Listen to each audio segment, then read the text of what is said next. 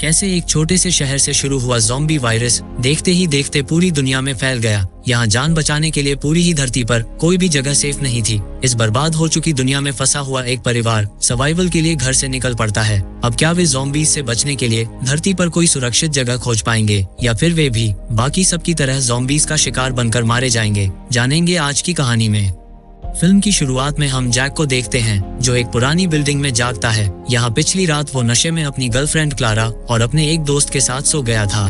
फिर जब वो अपनी गर्लफ्रेंड को देखने बाहर आता है तो देखता है वहाँ चारों ओर बहुत सारा खून फैला हुआ है। और फिर थोड़ा आगे बढ़ने पर उसे उसकी गर्लफ्रेंड दिखाई देती है जो दिखने में बहुत भयानक लग रही थी और जैक के दोस्त को खा रही थी। फिर जैसे ही उसकी नजर जैक पर पड़ती है तो वो उस पर भी हमला करने उसकी ओर बढ़ती है और डरकर जैक तेजी से वहाँ से बाहर भाग जाता है। मगर तभी अचानक रोड पर उसका एक्सीडेंट हो जाता है और वो बेहोश हो जाता है। फिर कुछ देर बाद जैक एक हॉस्पिटल बेड पर जागता है। यहाँ उसकी मॉम मैडेलिन, बहन एली और स्टेप फादर नेथन उससे मिलने हॉस्पिटल में आ गए थे। फिर सबके वहाँ से चले जाने के बाद जैक वहाँ से कुछ कपड़े चुराकर बाहर भाग जाता है, जिसके बाद जैक केल्विन से मिलने जाता है जिसने उसे वो ड्रग दिया था जिसे लेकर उसकी गर्लफ्रेंड क्लारा लोगों को काटने लगी थी। जैक जानना चाहता था कि उस ड्रग में ऐसा क्या था जिससे उसकी गर्लफ्रेंड ने लोगों को खाना शुरू कर दिया था। तब केल्विन उसे किसी बहाने से अपने साथ एक खाली पड़े पुल के नीचे लाकर उसे जान से मारने का प्लान बनाता है ताकि वो किसी पुलिस केस में ना फंसे। हालांकि जैक उसके पास मौजूद गन को देख लेता है और खुद के बचाव में गलती से केल्विन को जान से मार देता है, जिससे वो बहुत डर गया था और फिर जल्दी से फोन करके अपने पेरेंट्स को वहां बुलाता है। वहीं अब इंटरनेट पर ऐसी कई सारी वीडियोस वायरल होने लगी थी जिसमें के बहुत सारे लोग इन्फेक्टेड होकर एक दूसरे को काटने लगे थे। पुलिस चाहे इन इन्फेक्टेड लोगों पर कितनी भी गोलियां क्यों ना चला दे, मगर गोलियों का उन लोगों पर कोई भी असर नहीं हो रहा था, जिसका मतलब है कि यह एक ज़ॉम्बी वायरस था जो कि धीरे धीरे करके लोगों में फैल रहा है। फिर जैक के बुलाने पर जब मैडेलिन और नेथन घटनास्थल पर पहुंचते हैं तो पाते हैं कि केल्विन, जो कि जैक का कहना है कि मर चुका था, उसकी डेड बॉडी वहां से गायब थी, जिसे देखकर उन्हें लगता है कि शायद जैक की नशे की लत के कारण उसे कोई भ्रम हुआ होगा। और फिर जब वे उसे लेकर वहां से जाने लगते हैं तो तभी अचानक उन्हें रास्ते में केल्विन अपनी ओर आते हुए नजर आता है। और फिर जब मैडेलिन और नेथन उसकी स्थिति का जायजा लेने गाड़ी से नीचे उतरते हैं तो तभी अचानक केल्विन, जो कि अब तक एक ज़ॉम्बी बन चुका था, उन पर हमला कर देता है और उन्हें काटने की कोशिश करता है। हालांकि दोनों किसी तरह से बच जाते हैं। तब जैक अपने पेरेंट्स को बचाने के लिए उसे कार से कई बार टक्कर मारता है, जिससे केल्विन को निश्चित रूप से मर जाना चाहिए था। मगर गंभीर रूप से चोटिल होने के बाद भी, यहाँ तक के हाथ पैर पूरी तरह से टूटने के बावजूद भी, केल्विन अब भी उठकर उन पर हमला करने की कोशिश कर रहा था, जिसे देखकर वे तीनों समझ जाते हैं ये किसी तरह का भयानक ज़ॉम्बी वायरस है जो चुपचाप फैल रहा है। जिसके बाद डरते हुए वे तुरंत अपने परिवार के साथ शहर छोड़ने का फैसला करते हैं और जल्दी से घर लौट आते हैं। यहाँ उनके आसपास के पड़ोस के लोग भी शहर से भागने की तैयारी कर रहे थे। तब नेथन जल्दी से गाड़ी पर लगा केल्विन का खून साफ करता है और फिर मैडेलिन को बताता है वो अपनी एक्स वाइफ और बेटे को लेने जा रहा है और अगर वो समय पर वापस नहीं लौट पाया तो मैडेलिन दोनों बच्चों को लेकर घर से निकल जाए और वे उन्हें शहर से बाहर मिलेंगे।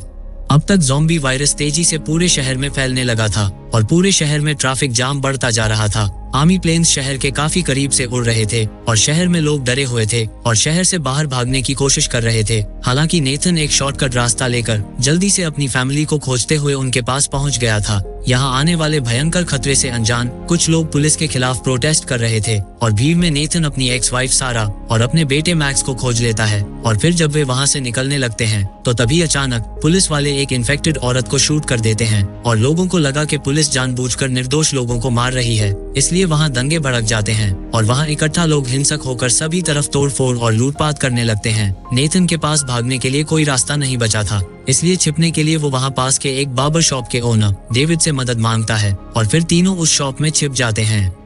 रात होने तक बाहर के हालात काफी ज्यादा बिगड़ गए थे और कई सारे लोगों ने आसपास की दुकानों पर हमला करके इन्हें लूटना शुरू कर दिया था और जो दुकानें अंदर से बंद थी इन्हें आग लगाना शुरू कर दिया था। इसलिए डर के कारण बचने के लिए वे सब मिलकर वहां से निकलने का फैसला करते हैं। मगर फिर जैसे ही डेविड अपनी शॉप का दरवाजा खोलता है तो काफी सारे लोग लूटपाट के इरादे से अंदर घुस आते हैं। हालांकि कोई उन्हें नुकसान नहीं पहुंचाता क्योंकि लोगों का ध्यान दुकान को लूटने पर था। फिर मौका पाकर जैसे ही वे लोग बाहर आते हैं तो देखते हैं उनमें से भी अब कई सारे लोगों ने ज़ॉम्बीज बनकर एक दूसरे को बुरी तरह से काटना शुरू कर दिया है। इसलिए नेथन अपनी फैमिली को लेकर जल्दी से वहाँ से निकलने लगता है। तो उनके पीछे पीछे डेविड भी अपनी पत्नी और बेटी के साथ आगे बढ़ रहा था। वहीं इस उथल पुथल के बीच आगे बढ़ते हुए अचानक एक बोर्ड डेविड की पत्नी के पैर पर गिर जाता है, इसलिए सब लोग मिलकर उसे वहाँ से निकालते हैं और फिर सभी नेथन की कार में बैठकर वहाँ से भागने लगते हैं। यहाँ रास्ते में जाते हुए वे देख पा रहे थे कि अब पूरे शहर में दंगे भड़के हुए हैं और गुजरते वक्त के साथ संक्रमित लोगों की संख्या बढ़ती ही जा रही है और आर्मी हालातों को कंट्रोल में लाने के लिए इन्फेक्टेड लोगों पर गोलियां चला रही है।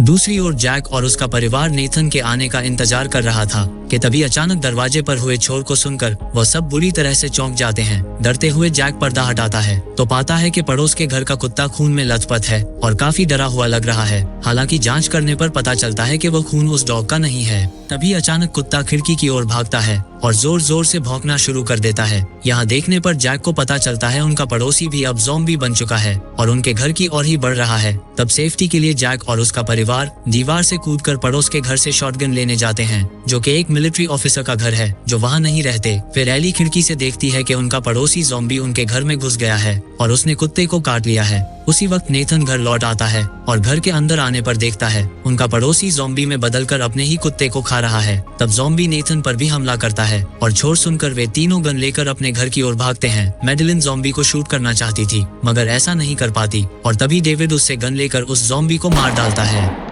अगली सुबह घर से निकलने से पहले मैडेलिन देखती है कि उनकी पड़ोसी सूजन भी अब इन्फेक्टेड हो गई है और फिर दोनों परिवार 2 गाड़ियों में बैठकर शहर से बाहर जाने के लिए निकल पड़ते हैं। मगर तभी मैडेलिन देखती है कि उसकी पड़ोसी सूजन का हस्बैंड उससे मिलने आया है, जबकि अब वो ज़ॉम्बी बन चुकी है। इसलिए मैडेलिन उसे रोकने के लिए जल्दी से उसकी ओर भागती है, मगर अब तक काफी देर हो चुकी थी और वो अपनी पत्नी के पास चला जाता है और तभी अचानक पीछे से कोई उन्हें शूट कर देता है, जो मिलिट्री सोल्जर्स थे जो कि ज़ॉम्बीज को रोकने के लिए आ चुके थे। मिलिट्री के आने से लोगों को राहत मिलती है क्योंकि अब उन्हें वहां से भागने की जरूरत नहीं है। सेना के लोग घर घर जाकर चेक कर रहे थे कि कहीं वहां कोई ज़ॉम्बी ना हो। फिर जल्दी हजारों की संख्या में सैनिक वहां पहुंच गए थे और तब लोगों को बताया जाता है कि वहां से 6 किलोमीटर के एरिया को आर्मी ने फेंस लगाकर पूरी तरह से सेफ कर लिया है और लोगों को 6 किलोमीटर के एरिया से बाहर ना जाने की सख्त चेतावनी दी जाती है।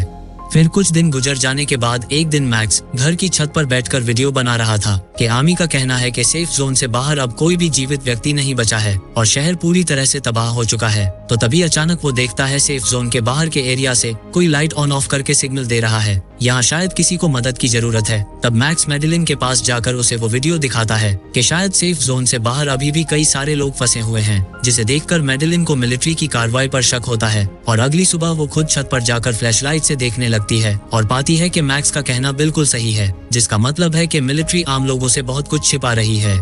इसलिए अब वो खुद सेफ जोन से बाहर जाकर देखने का फैसला करती है और फिर वो किसी तरह से सेना से बचते हुए भागकर एक फेंस को काटकर बाहर निकल आती है। यहाँ उजाड़ हो चुकी सड़कों पर दूर दूर तक सिर्फ लाशें ही लाशें बिखरी पड़ी थीं, जिन्हें के मिलिट्री ने मार डाला था। यहाँ मरे पड़े कई सारे लोगों के शरीर पर तो किसी ज़ॉम्बी के काटने का निशान भी नहीं था, बल्कि वे तो गोलियों से मारे गए थे, जिसका मतलब है कि मिलिट्री ने कई सारे बेगुनाह लोगों को भी मार दिया था। मैडेलिन ये सब देख ही रही थी कि तभी वो पाती है कि आर्मी की गाड़ियां उसकी तरफ आ रही हैं। इसलिए फिर वो जल्दी से एक गाड़ी के नीचे छिपकर खुद को बचाती है।